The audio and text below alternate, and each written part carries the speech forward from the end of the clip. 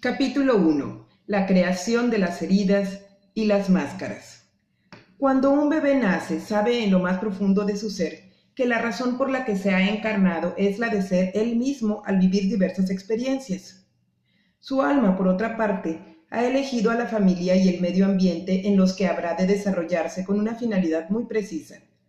Todos tenemos la misma misión al llegar a este planeta: vivir las experiencias una y otra vez hasta que podamos aceptarlas y amarnos a través de ellas.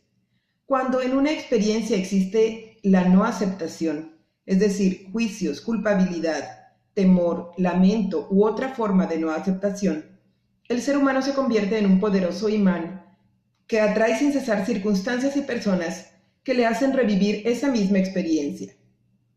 Hay quienes no solo reviven la misma experiencia muchas veces en el transcurso de su vida, sino que deben reencarnarse una y otra vez con el fin de lograr aceptarla completamente. Aceptar una experiencia no significa que ésta represente nuestra preferencia o que estemos de acuerdo con ella. Más bien se trata de ayudarnos a experimentar y aprender a través de lo que vivimos. Sobre todo, debemos aprender a reconocer lo que nos es beneficioso y lo que no lo es. El único medio para lograrlo es adquiriendo conciencia de las consecuencias que trae consigo la experiencia. Todo lo que decidimos o no, lo que hacemos o no, lo que decimos o no, e incluso lo que pensamos y sentimos, entraña consecuencias. El ser humano desea vivir cada vez más inteligentemente. Cuando se percata de que una experiencia produce consecuencias perjudiciales, en lugar de reprocharse a sí mismo o reprocharlo a otra persona, simplemente debe aprender a estar elegido, aunque lo haya hecho inconscientemente, para caer en la cuenta de que tal experiencia fue una decisión inteligente. De ello se acordará más adelante. Así, la experiencia se vive en la aceptación. Sin embargo, recuerda que aun cuando te digas "no quiero vivir ya así", todo comenzará de nuevo. Debes otorgarte el derecho a cometer varias veces los mismos errores, o de vivir una y otra vez la experiencia desagradable antes de llegar a tener la voluntad y el valor necesarios para transformarte. ¿Por qué no lo comprendemos desde un principio? Nuestro ego sostenido por nuestras creencias. Por nuestro ego sostenido por nuestras creencias. Todos tenemos muchas creencias que nos impiden ser lo que deseamos ser. Cuanto más nos perjudican estas formas de pensar o estas creencias, más tratamos de ocultarlas. Incluso llegamos a creer que no nos pertenecen. Poder superarlas exige, por tanto, que nos reencarnemos en repetidas ocasiones. Nuestra alma podrá alcanzar la felicidad plena solo cuando nuestro cuerpo mental, emocional y físico estén atentos a nuestro Dios interior. Todo lo que se vive en la no aceptación se acumula a nivel del alma. Al ser esta inmortal, regresa sin cesar en diferentes formas humanas con el bagaje que ha acumulado en su memoria de alma. Antes de nacer, ya hemos decidido lo que deseamos venir a normalizar durante esa próxima encarnación. Esta decisión y todo lo acumulado en el pasado no se encuentra grabado en nuestra memoria consciente, es decir, en la que depende del intelecto, sino en el transcurso de la existencia nos vamos haciendo gradualmente conscientes de nuestro plan de vida y de lo que debemos poner en orden. Cuando digo que algo no está resuelto, me refiero siempre a una experiencia vivida en la no aceptación. Existe una diferencia entre aceptar una experiencia y aceptarse a sí mismo. Pongamos el ejemplo de una niña cuyo padre la rechaza porque deseaba un varón. En este caso, aceptar la experiencia consiste en darle el derecho a su padre de haber deseado un varón y de haber rechazado a su hija. La aceptación de sí misma consiste, en cambio, en darse el derecho de reprochar a su padre y de perdonarse por haberle tenido resentimiento. No debe subsistir ningún juicio hacia su padre ni hacia ella misma, sino solo compasión y comprensión por la parte que sufre en cada uno de ellos. Ella sabrá que esta experiencia está completamente resuelta cuando a su vez rechace a alguien sin condenarse, con mucha compasión y comprensión para ella misma. Existe otra manera para comprobar que este tipo de situación se ha normalizado y vivido en la aceptación, cuando la persona rechazada por ella no le guarde resentimiento, sino a su vez compasiva, sabiendo que todos los humanos rechazamos a alguna persona en ciertos momentos de nuestra vida. No dejes que tu ego te juegue una mala pasada cuando trata por todos los medios de hacerte creer que ya está arreglada una situación. A menudo, para no tener que observarnos y perdonarnos, nos decimos: sí, comprendo que el otro actuara así. De este modo, nuestro ego intenta encontrar una manera oculta para hacer a un lado las situaciones desagradables. Sucede entonces que aceptamos una situación o una persona sin habernos perdonado o sin habernos concedido el derecho de sentirnos resentidos o de continuar resentidos con ella. A esto se llama aceptar solamente la experiencia. Repito, es importante diferenciar entre aceptar la experiencia y aceptarse a uno mismo. Esta última aceptación es aún más difícil de lograr, ya que nuestro ego no desea admitir que todas las experiencias difíciles que vivimos tienen como única finalidad mostrarnos que nosotros mismos actuamos de igual manera con los demás. ¿Te has dado cuenta de que cuando acusas a alguien de algo, esa misma persona suele acusarte a ti de lo mismo? Esta es la razón por la que es tan importante aprender a conocernos y aceptarnos en la mayor medida posible. Es lo que nos brinda la seguridad de que cada vez viviremos menos situaciones de sufrimiento. A nadie más que a ti le compete decidir ser dueño de tu vida en vez de que tu ego te controle. Sin embargo, hacerle frente a todo esto exige mucho valor, porque inevitablemente tocamos antiguas heridas que pueden hacernos sufrir mucho, sobre todo si son heridas que venimos arrastrando desde hace varias vidas. Cuanto más sufres a causa de una situación o con una persona determinada, de más lejos viene el problema. Para ayudarte, puedes contar con tu Dios interior que es omnisciente. Él lo conoce todo. Omnipresente. Él se encuentra en todo lugar. Y omnipotente. Él es todopoderoso. Esta omnipotencia siempre está presente y obra en todo momento en ti. Actúa de tal forma que te guía hacia las personas y situaciones que necesitas para crecer y evolucionar de acuerdo con el plan de vida elegido antes de tu nacimiento.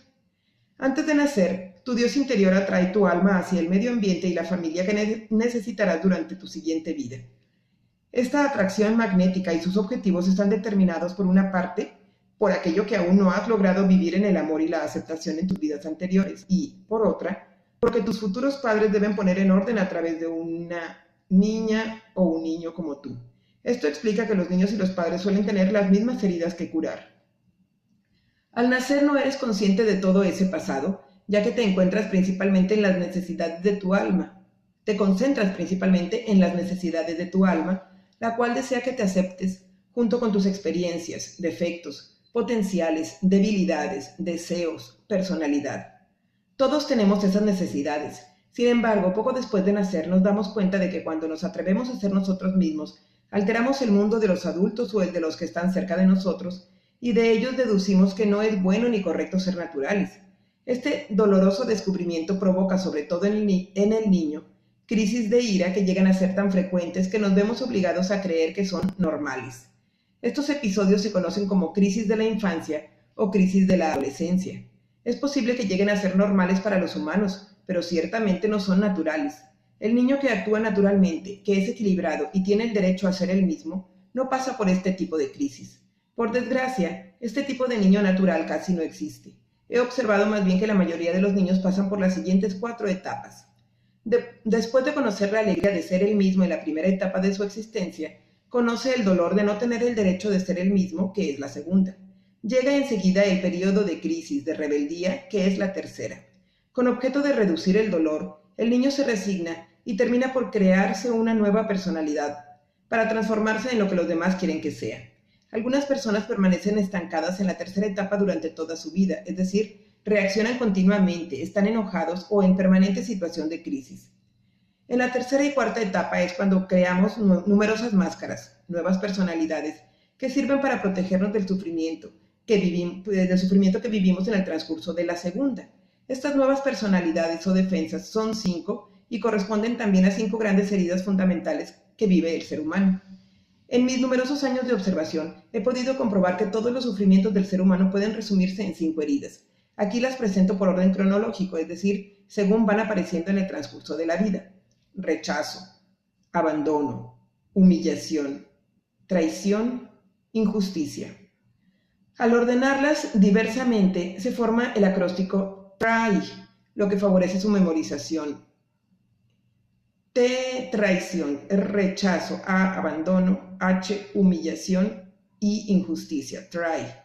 Este acróstico permite explicar el hecho de que cada vez que padecemos o hacemos que otros sufran una de estas heridas, todo nuestro ser se siente traicionado.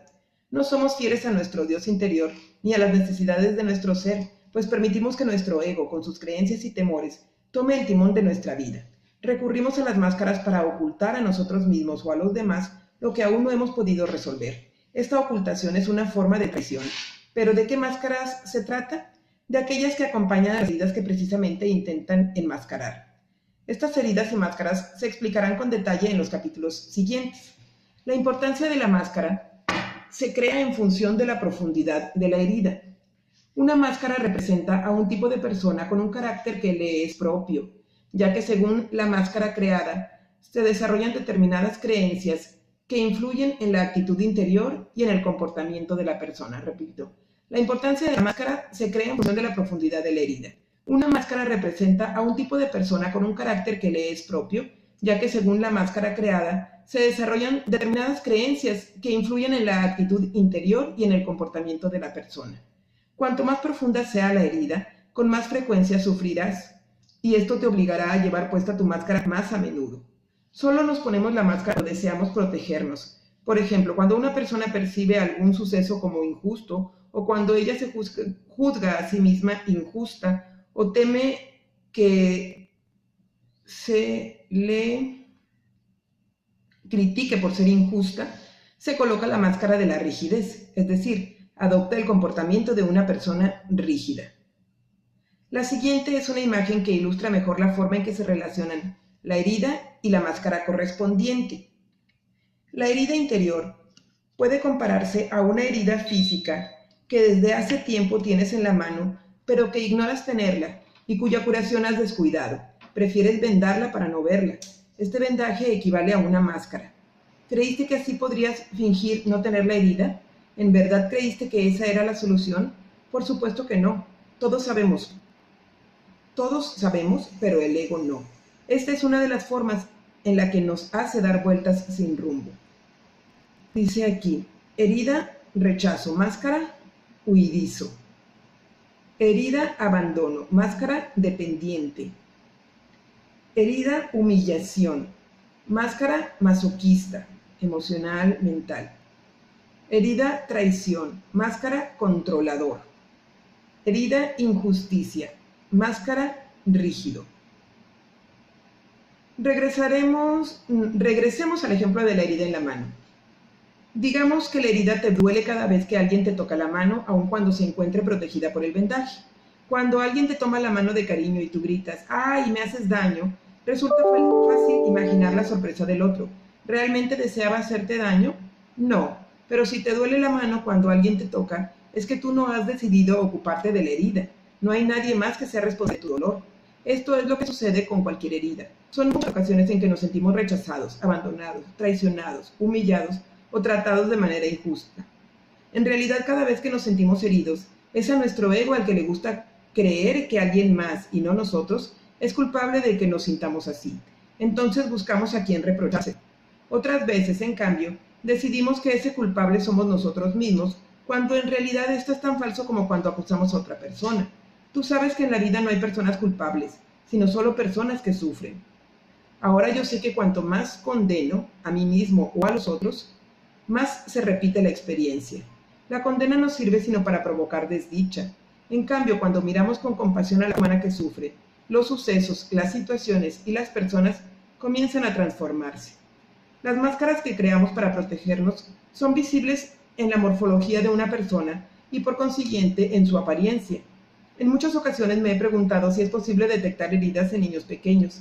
Personalmente, me divierte observar a mis nietos que mientras escribo estas líneas tienen entre 7 meses y 9 años.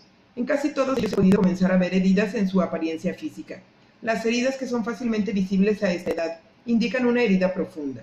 Sin embargo, también he podido observar en 2 de mis 3 hijos que sus cuerpos de adultos denotan heridas diferentes de las que pude detectar cuando eran niños y adolescentes. El cuerpo es tan inteligente que siempre encuentra el medio para mostrarnos lo que debemos resolver. En realidad, es nuestro Dios interior el que lo utiliza para hablarnos. En los próximos capítulos descubrirás cómo reconocer tus máscaras y las de los otros, y en el último trato los nuevos comportamientos que deben adoptarse para poder curar esas heridas que hasta ahora has descuidado, y para que con ello puedas dejar de sufrir. La aparición de las máscaras que ocultan estas heridas ocurre naturalmente de manera inconsciente. Además, es importante no limitarse a las palabras para especificar las heridas o las máscaras. Quizá haya quienes se sientan rechazados e injustamente tratados. Otros tal vez se sientan traicionados y vivan la traición como rechazo. Otros más quizás se encuentren abandonados y por ello se sientan humillados. Cuando hayas leído la descripción de cada herida y sus características, te resultará más fácil averiguar tu caso. Los 5 caracteres descritos en este libro tal vez se asemejan a los que hayan descrito otros autores en estudios de personalidad. Cada estudio es diferente y este no tiene por objetivo invalidar ni reemplazar a los que se han publicado antes. Uno de estos estudios, realizado por el psicólogo Gerard Heymans hace casi 100 años, goza aún hoy de popularidad. En él se describen los siguientes 8 tipos caracterológicos: el apasionado, el irascible, el nervioso, el sentimental, el sanguíneo, el flemático, el apático y el amorfo. Aun cuando este autor utiliza el vocablo apasionado para describir a un tipo de persona, nos aclara que esto no impide que los otros tipos vivan la experiencia de la pasión en sus vidas. Cada palabra utilizada para describir los tipos es necesaria para determinar el carácter dominante de una persona. Por consiguiente, repito que no debes dejarte atrapar por el sentido literal de las palabras. Pudiera ser que al leer la descripción del comportamiento y de la actitud de las máscaras que oculta cada herida, te reconozcas en cada una de ellas. Sin embargo, es muy raro que una persona tenga las 5 heridas. Por ello es importante ajustar bien la descripción que se hace del cuerpo físico, ya que este refleja fielmente lo que sucede en el interior de uno mismo, pues es mucho más difícil reconocerse desde los planos emocional y mental. Recuerda que nuestro ego no desea que descubramos todas nuestras creencias, ya que con ellas nos nutrimos al tiempo que él sobrevive. No explicaré lo que es el ego en este libro, porque hablé de él en detalle en mis libros Escucha a tu cuerpo, tu mejor amigo sobre la tierra, y Obedece a tu cuerpo, ámate. Es posible que experimentes ciertas resistencias y reacciones ante las personas al percatarte de que sufren cierta herida, pero su conducta no es sino una respuesta a alguno de sus padres. Antes de llegar a esta conclusión, primero verifiqué con cientos de personas si este era el caso y si la respuesta era afirmativa. Repito aquí lo que digo en cada uno de los talleres que imparto. Es con el progenitor con el que tenemos la impresión de entendernos mejor durante la adolescencia, con el que más cosas tenemos por resolver. Es del todo normal que nos resulte difícil aceptar que sentimos rencor hacia el progenitor que más amamos. La negación es, por lo general, la primera reacción en esta comprobación, seguida de la ira y en consecuencia de la posibilidad de enfrentar la realidad. Este es el principio de la curación. La descripción del comportamiento y las actitudes vinculadas con las diferentes heridas quizá te parezcan poco acertadas. Al reconocer alguna de tus heridas, es posible que te rebeles y no aceptes la descripción de la máscara que te has creado para evitar sufrir. Esta resistencia es absolutamente normal y humana. Date tiempo, recuerda que al igual que todas las personas que te rodean, cuando tu máscara te hace reaccionar, no eres tú mismo.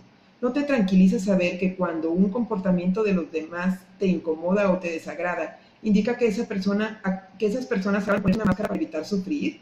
Al tener esto presente, serás más tolerante y te será más fácil ver con amor a quienes te rodean. Tomemos el ejemplo del adolescente que tiene un comportamiento duro. Cuando descubres que se comporta así para ocultar su vulnerabilidad y su temor, tu relación con él será diferente porque sabrás que el chico no es ni duro ni peligroso. Al mantener la calma podrás ver incluso sus cualidades en lugar de temerle. Es un aliciente saber que aún se esté con heridas por sanar, suelen evocarse frecuentemente por tu reacción ante las personas y circunstancias que te rodean. Las máscaras que has creado para protegerte no son permanentes. Al practicar los métodos de curación que se sugieren en el último capítulo de este libro, verás cómo disminuyen gradualmente tus máscaras y en consecuencia cómo se transforma tu actitud y posiblemente también tu cuerpo. Sin embargo, también es probable que transcurran varios años antes de que puedas comprobar los resultados en tu cuerpo físico, ya que este se modifica mucho más lentamente debido a la materia tangible de la cual está formado, en tanto que nuestros cuerpos más sutiles, el emocional y el mental, requieren de menos tiempo para transformarse a partir de la decisión que se toma con profundidad y con amor. Por ejemplo, es muy fácil desear emocional e imaginar mental visitar otro país. La decisión de emprender el viaje puede tomarse en cuestión de minutos. Sin embargo, la concreción de tal proyecto en el mundo físico tomará más tiempo, pues antes hay que planear y organizar todo e incluso ahorrar el dinero necesario. Fotografiarte cada año es un buen medio para verificar tus transformaciones físicas. Presta atención a cada una de las partes de tu cuerpo para que puedas apreciar bien los detalles. Es cierto que algunas personas cambian más rápidamente que otras, al igual que hay quienes logran concretar sus viajes con mayor rapidez que otros. Lo importante es continuar trabajando con constancia en tu transformación interior, ya que esto es lo que hará de ti una persona más feliz en la vida. Te sugiero que durante la lectura de los siguientes 5 capítulos anotes todo lo que te parezca pertinente en tu caso. A continuación, lee nuevamente el o los capítulos que describen mejor tu actitud y sobre todo tu apariencia física.